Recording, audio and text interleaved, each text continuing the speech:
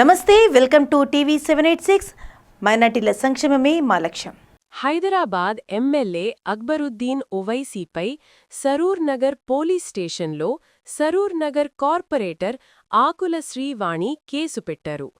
15 నిమిషాలు అనే వ్యాఖ్యను ఉపయోగించి హిందువులను పదే పదే బెదిరిస్తున్నందుకు అక్బరుద్దీన్ ఓవైసీపై పోలీసు కేసు నమోదయ్యింది. మహారాష్ట్ర స్థానిక సంస్థల ఎన్నికలలో ఇటీవల జరిగిన బహిరంగ ర్యాలీలో ఆయన ఈ రెచ్చగొట్టే మరియు బెదిరింపు ప్రకటన చేశారు. ఇటువంటి ద్వేషపూరిత ప్రసంగాలు ప్రమాదకరమైనవి, రాజ్యాంగ విరుద్ధమైనవి మరియు మత సామరస్యాన్ని దెబ్బతీసే లక్ష్యంతో ఉన్నాయి అంటూ ఆకుల శ్రీవాణి అన్నారు. హిందువులపై ఇటువంటి బెదిరింపులు మళ్లీ పునరావృతం కాకుండా పోలీసులు అతనిపై కఠినమైన చట్టపరమైన చర్యలు తీసుకోవాలని డిమాండ్ చేశారు. నారెడ్కో సంస్థ అధ్యక్షులు మేక విజయ్ సాయి ఆధ్వర్యంలో అంబర్పేటలో పనిచేస్తున్న జీహెచ్ఎంసీ పారిశుద్ధ్య కార్మికులకు అంబర్పేట ప్లేగ్రౌండ్లో ఎమ్మెల్యే కాలేరు వెంకటేష్, స్థానిక కార్పొరేటర్లు, జీహెచ్ఎంసీ పోలీసు అధికారులు కలిసి స్వేటర్లను పంపిణీ చేశారు. ఈ సందర్భంగా ఎమ్మెల్యే కాలేరు వెంకటేష్ మాట్లాడుతూ జీహెచ్ఎంసీలో పనిచేసే పారిశుద్ధ్య కార్మికులకు పండుగ, ఆదివారం వేళలో డ్యూటీ సమయాన్ని తగ్గించి వారికి చేయూతనివ్వాలని అధికారులను కోరారు. నియోజకవర్గంలో పారిశుద్ధ్య కార్మికులకే కాకుండా ఇక్కడ నివసించే ప్రాంతవాసులకు డబుల్ బెడ్రూం కొరకు 70 ఎకరాల ప్రభుత్వ స్థలాన్ని కేటాయిస్తే అందరికీ డబుల్ బెడ్రూంలను నిర్మించి ఇస్తామని అన్నారు. అంతేకాకుండా గత బీఆర్ఎస్ ప్రభుత్వంలో జీహెచ్ఎంసీ కార్మికులకు 3 సార్లు జీతాలు పెరిగాయని గుర్తుచేశారు. ముఖ్యమంత్రి గారు అతను కూడా చాలా మంచిగా స్పందించి కాలేరు వెంకటేష్ గారు ఎమ్మెల్యే గారు ఏదైతే అడుగుతుండో అది రీజనబుల్ ఉంది కాబట్టి సర్వే చేయించి ఎంఆర్ఓ కలెక్టర్ గారికి అదే రోజు ఇన్స్ట్రక్షన్ ఇవ్వడం జరిగింది. ఇప్పుడు సర్వే జరుగుతుంది. అందులో ఇట్లా మనకు ల్యాండ్ వస్తే నేను ఎవరితో సార్ వాళ్ళతోటి, నారెడ్కో వాళ్ళతోటి, ఇంకా వేరే వాళ్ళతో అందరితో కలిపి మీకు గవర్నమెంట్ తోటి రిపోర్ట్ చేసి మీకు ఇల్లు కట్టించే ప్రోగ్రాం చేశాను. ఇక జీతం గురించి చెప్పండి. మీరు అడగక ముందుకే 3 సార్లు జీతాలు కేసీఆర్ గారు పెంచినా లేదా? మన కేసీఆర్ గారికి ఒకసారి సపోర్ట్ పెట్టండి. ఇప్పుడు రేవంత్ రెడ్డి సార్ వచ్చిండు. సార్ కూడా అడుగుదాము. మన జీతాలు ఒక 2,000, 3,000 రూపాయలు జీతాలు పెంచి కార్యక్రమం కూడా చేసుకున్నాం. ఇప్పుడు మీకు సుఖాసిస్తున్నారు. వచ్చే సంవత్సరము మీరే అడగండి మళ్ళీ మీకేం కావాలో. అప్పుడు మళ్ళీ వచ్చే సంవత్సరం కూడా మేము అందరినీ ప్రేమతోటి, రెస్పెక్ట్ తోటి హృదయంలో పెట్టుకొని మిమ్మల్ని చూసుకుంటాము. కానీ మా అంబర్పేట మాత్రం ఆగం చేయదు. మీ మీద ఉంది. అంబర్పేట మంచిగా కనబడాలంటే ఎవరేం చేయాలి? మీరందరూ మరి అందరు చేతులు లేపడం చేస్తారా మంచిగా? మిచిగన్ రాష్ట్రంలో భారీ మంచు తుఫాను కారణంగా ఘోర రోడ్డు ప్రమాదం జరిగింది. హడ్సన్విల్ సమీపంలో I-196 హైవేపై ప్రతికూల వాతావరణం వల్ల 100కు పైగా కార్లు, ట్రక్కులు ఒకదానికొకటి ఢీకొన్నాయి. గంటకు 40 మైళ్ల వేగంతో గాలులు వీయడం, రోడ్లపై మంచు పేరుకుపోవడంతో ఈ ప్రమాదం సంభవించింది. 12 మందికి స్వల్ప గాయాలవ్వగా ప్రాణనష్టం తప్పిందని అధికారులు తెలిపారు. సహాయ చర్యల కోసం రహదారిని 10 మైళ్ల మేర మూసివేశారు. కుత్బుల్లాపూర్, బాచుపల్లి పోలీస్ స్టేషన్ పరిధిలో హైడ్రా కూల్చివేతలు. సాయినగర్ రహదారిపై ఆనుకొని ఉన్న పార్క్ స్థలాన్ని కబ్జా చేశారని ఫిర్యాదు అందడంతో ఉదయం నుంచి కూల్చివేతలు చేపట్టిన హైడ్రాధికారులు గత 2023లో బీఆర్ఎస్ ప్రభుత్వం ఎన్నికల ముందు ఇది బిఎన్ఆర్ పార్క్ దాదాపు ఎప్పుడు 2019లో వాసం వెంకటేశ్వర్లు కలెక్టర్గా ఉన్నప్పుడు ఎమ్మెల్యే, అదేవిధంగా ఎమ్మెల్సీ బీఆర్ఎస్ సంబంధించిన, అదేవిధంగా ప్రగతి నగర్ గ్రామ పంచాయతీ అప్పటికి సంబంధించిన దయాకర్ రెడ్డి, సుధీర్ రెడ్డి, తర్వాత కలెక్టర్ వాసం వెంకటేశ్వర్లు వచ్చి కేటీఆర్ బర్త్డే సందర్భంగా విఎన్ఆర్ పార్క్లో మొక్కలు పెట్టిపోయింది నిజమా కాదా?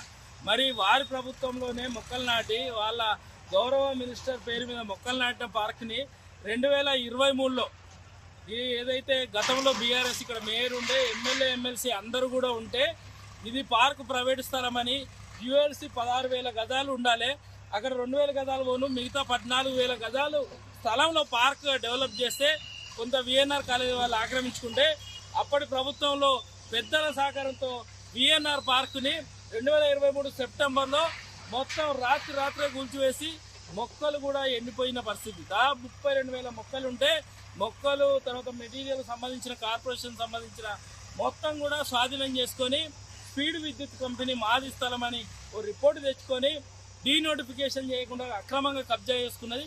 దీనిపైన గతంలోనే మేము ఫిర్యాదు చేసినాం.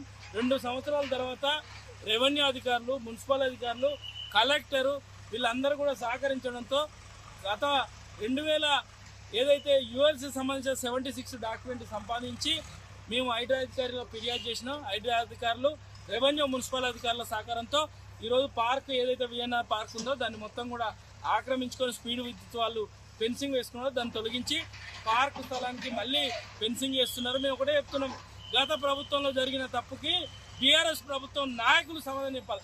కేటీఆర్ బర్త్డే సందర్భంగా ఇక్కడ మొక్కలు నాటి పార్క్ నామకరణం చేసిన మరి 5 ఎకరాలకి అదే పార్క్ అదే ప్రభుత్వ హయాంలో కబ్జా గురైంది. ప్రస్తుత ప్రభుత్వం చొరవ తీసుకున్న వల్ల హైడ్రా అధికారులు ఈరోజు పూర్తి స్థాయిలో రికార్డులు పరిశీలించి ఫెన్సింగ్ వేస్తున్నారు.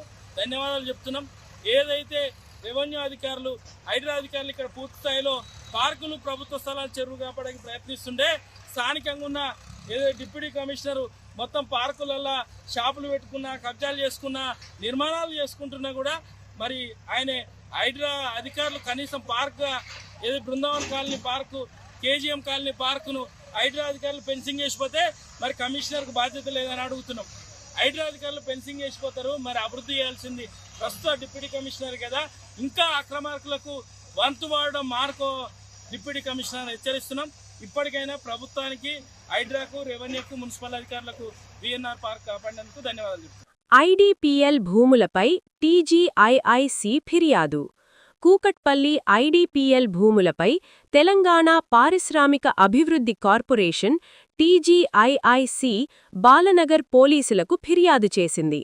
14.2 గుంటల భూమి ఆక్రమణ జరిగిందని కంప్లైంట్లో పేర్కొంది. దాంతో పోలీసులు ఫిర్యాదు నమోదు చేశారు. ఫిర్యాదును లీగల్ ఒపీనియన్ కోసం పంపారు. హైదరాబాద్ ఫోన్ ట్యాపింగ్ కేసులో విచారణకు హాజరవుతున్నాడన్న విషయం హరీష్ రావు మరిచిపోతున్నాడు. తానేదో పోరాట యోధుడిగా ఫీలవుతున్నాడు. 10 ఏళ్లపాటు నీచాతి నీచంగా ఫోన్లు ట్యాప్ చేయించి ఇప్పుడు సత్యహరిశ్చంద్రుడిలా మాట్లాడుతున్నారు. సొంత ఇంటి అల్లుడి ఫోన్ ట్యాప్ చేశారని స్వయంగా కవితనే స్పష్టం చేసింది. మునిసిపల్ ఎన్నికల ముందు డ్రామా చేస్తున్నారని హరీష్ రావు తెగ బాధపడుతున్నాడు. ఫోన్ ట్యాపింగ్ కేసు కొత్తది కాదు. గత 2 ఏళ్లుగా ఈ కేసు విచారణ జరుగుతోంది. మీరు అధికారంలో ఉన్నప్పుడు మా రేవంత్ రెడ్డి ఎలా వేధించారో తెలంగాణ ప్రజలకు తెలుసు అని అన్నారు. మాజీ మంత్రి హరీష్ రావు గారు ఇలా ఫోన్ ట్యాపింగ్ కేసులో విచారణకు హాజరైంది మర్చిపోయి నేనేదో పోరాట యోధుడిని, నేను పొట్లాడి తెచ్చిన తెలంగాణ అని చెప్పి ఏదో విర్రవీగి మాట్లాడుతున్నాడు.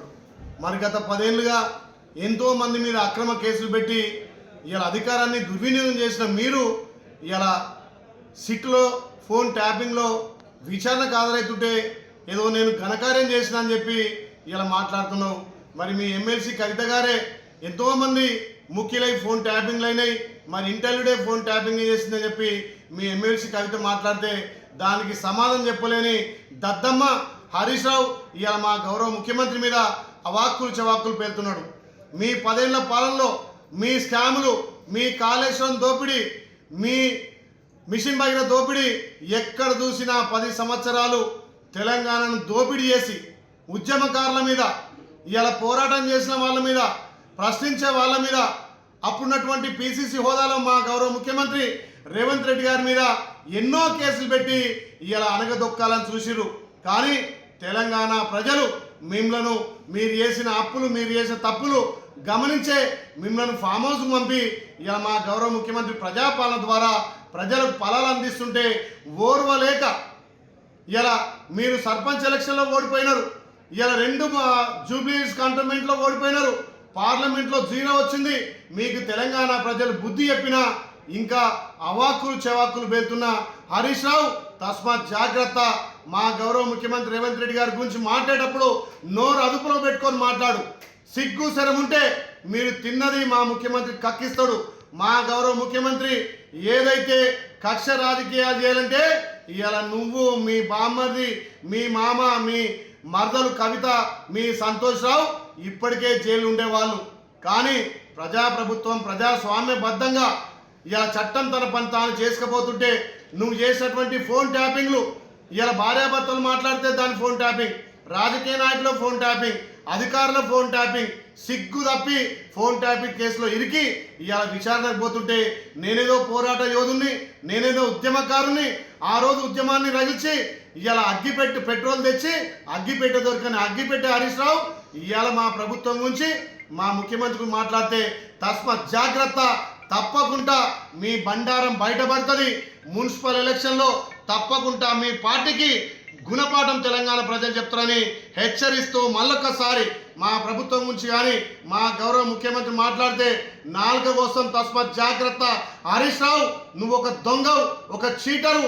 తెలంగాణ ఉద్యమకారుల మీద నువ్వు అసత్య ప్రచారం చేసి గద్దెనెక్కి ఇలా అక్రమంగా సంపాదనతో దోచుకున్నదంతో గెలవాలని చూస్తున్నావు. కానీ నీకు తెలంగాణ ప్రజలు, నీకు, మీ మామకు, మీ బామ్మతికి బుద్ధి చెప్పారు. రేపు మున్సిపల్లో కూడా కాంగ్రెస్ పార్టీ జయకేతనం ఎగరవేస్తుంది. తస్మాత్ జాగ్రత్త హరీష్ రావు. హైదరాబాద్ బోరబండ పోలీస్ స్టేషన్ పరిధిలో రాజీవ్ గాంధీ నగర్లో సోమవారం అర్ధరాత్రి దారుణ హత్య. నిద్రిస్తున్న భర్త రోకలిబండతో తలపై మోదడంతో ఆమె అక్కడికక్కడే మృతి చెందిన ఘటన స్థానికంగా కలకలం రేపింది. పోలీసుల కథనం ప్రకారం రాజీవ్ గాంధీ నగర్కు చెందిన రొడ్డే సరస్వతి 32 గృహిణి. భర్త రొడ్డే అంజనేయులు 43తో కలిసి నివసిస్తూ ఉంటుంది. అంజనేయులు భార్యపై పరాయి సంబంధముందని అనుమానిస్తూ గొడవలు పడేవాడని సమాచారం. పరారీలో ఉన్న భర్త. సమాచారం అందుకున్న పోలీసులు ఘటన స్థలానికి చేరుకుని మృతదేహాన్ని పోస్టుమార్టం నిమిత్తం గాంధీ హాస్పిటల్కి తరలించారు. పోలీసులు కేసు నమోదు చేసి దర్యాప్తు చేస్తున్నారు. కళ్యాణ లక్ష్మి, షాదీ ముబారక్ చెక్కుల అందజేయ. సికింద్రాబాద్ నియోజకవర్గం పరిధిలోని తిరుమలగిరి మండలంలో 62 కుటుంబాలకు ప్రభుత్వం ద్వారా మంజూరైన కళ్యాణ లక్ష్మి, షాదీ ముబారక్ చెక్కులను ఎమ్మెల్యే శ్రీ గణేష్ మంగళవారం పికెట్లోని ఎమ్మెల్యే క్యాంపు కార్యాలయంలో నిర్వహించారు. చెక్కుల పంపిణీ అనంతరం ఎమ్మెల్యే లబ్ధిదారులతో మాట్లాడుతూ పేదింటి కుటుంబాలు ఆడపిల్లల పెళ్లిళ్లు చేసి అప్పులపాలు కావద్దనే ఉద్దేశ్యంతో ప్రభుత్వం కళ్యాణలక్ష్మి, షాదీ ముబారక్ పథకం ద్వారా వివాహం చేసిన ప్రతి పేద కుటుంబానికి 1,01,116 రూపాయలను అందజేస్తోందని చెప్పారు. కాంగ్రెస్ ప్రభుత్వం అధికారంలోకి వచ్చిన తర్వాత కళ్యాణలక్ష్మి, షాదీ ముబారక్ చెక్కులు మరింత త్వరగా మంజూరవుతున్నాయని, ప్రజలు ఇది గమనించి కాంగ్రెస్ ప్రభుత్వాన్ని ఆశీర్వదించాలని, ప్రతి పేద కుటుంబానికి సన్నబియ్యం అందజేసి పేద ప్రజల ఇళ్లల్లో ప్రతిరోజూ పండుగ జరిగేలా కృషి చేస్తుందని చెప్పారు. బెడ్వర్క్స్ షాప్లో అగ్నిప్రమాదం. మహబూబ్నగర్ జిల్లా కేంద్రంలోని ఇండస్ట్రియల్ ఏరియాలో భారీ అగ్నిప్రమాదం. షార్ట్ సర్క్యూట్ కారణంగా అంటుకున్న మంటలు. సునీత బెడ్వర్క్ దుకాణంలో మంటలు అదుపులోకి తెస్తున్న 2 ఫైర్ ఇంజన్లు. పక్కనే గ్యాస్ సిలిండర్స్ గోదాముండటంతో ప్రమాదం ముంచుకొస్తోందోనని స్థానికులు ఆందోళన. సకాలంలో మంటలు ఆర్పటంతో అందరూ ఊపిరి పీల్చుకున్నారు. మేడారం జంపన్నవాగులోకి పూర్తిస్థాయిలో చేరుకున్న నీరు. లక్నవరం సరస్సు నుండి నీటిని విడుదల చేయడంతో వాగులో జలకళ. జంపన్నవాగులో జలకాలతో పులకరించిపోతున్న భక్తులు. వాగులో ప్రమాదాలు జరగకుండా ముందు జాగ్రత్త చర్యలు చేపట్టిన అధికారులు. ఇసుక బస్తాలతో తాత్కాలిక చెక్ డ్యాంలు ఏర్పాటు. నిడమనూరు మండలం ఊట్కూర్ గ్రామ బీఆర్ఎస్ ఉప సర్పంచ్ బుచ్చాల నాగార్జున్పై అక్రమ కేసులు. పోలీసులు కాంగ్రెస్ నాయకుల మెప్పు పొందడం కోసం బీఆర్ఎస్ నాయకులపై అక్రమ కేసులు పెడితే సహించేది లేదు. కాంగ్రెస్ ప్రభుత్వం ఉండేది 2 సంవత్సరాలు మాత్రమే. ఊరు సమస్యల మీద మాట్లాడిన వాళ్ళని లోపడేస్తారు. ఊర్లో వేరేవాడు మాట్లాడితే కూడా మళ్ళా మా వాళ్ళని లోపడేస్తారు. ఎడదిరిగి మా వాళ్ళని చేయాలనుకుంటారు. కానీ ఇవో పని చేయరాదు. పోలీస్ బట్టలు తీసి కదర్ బట్టలు వేసుకున్నా నువ్వు కూడా కాంగ్రెస్ అనుకునే నేను తిరుగుతావు. ఏం చేస్తావు సార్? మీ స్టేషన్కి రాను సార్. ఇక మరి ఇదే ఇట్లా చేస్తుంది సార్. నేను ఏమంటున్నా, లాస్ట్ టైం మొన్న వాడు తిట్టిండు, కావాలని తిట్టి లాస్ట్ వీడియో ఆన్ చేసిండని మేము చెప్పినాం. రుజువు ఏందని మీరు అడిగారు. రుజువు లేకుండా వేరే వాళ్ళని పిలుచుకొస్తారు. మేము కంప్లైంట్ ఇవ్వగానే రుజువు అడుగుతారు. సార్ నేను మళ్ళీ కూడా అంటున్నా, రుజువు లేనప్పుడేమో రుజువు అడుగుతున్నారు మమ్మల్ని. వీళ్ళకి రుజువు లేదు కదా అంటేనేమో లేదు వాళ్ళు చెప్పిరుగా సరిపోతుందని మీరు మాట్లాడతారు. మీరు సిన్సియర్గా చెప్తున్నా కదా, మీరు ఒక పోలీస్ బట్టల కంటే ఖద్దరు బట్టలు వేసుకుంటే అసలు స్టేషన్ రావడం పని చేస్తాం సార్. ఏదన్నా కోర్టులో చూసుకుంటాం సార్. ఇక మేము కూడా రెడీ అవుతాం. ఒక కేసు ఎందుకు 10 కేసులు కాదు 20 కేసులు పెట్టించుకుంటాం. ఏముంది సార్, నేను ఏమంటున్నా సార్, చిన్న పంచాయతీ పెద్ద పంచాయతీ కాదు. మీరు ప్రతిదీ నిన్న విషయం తీసుకున్న చిన్న పంచాయతీ కాదు కదా సార్. నిన్న విషయం తీసుకుంది చిన్న పంచాయతీ కాదు కదా సార్.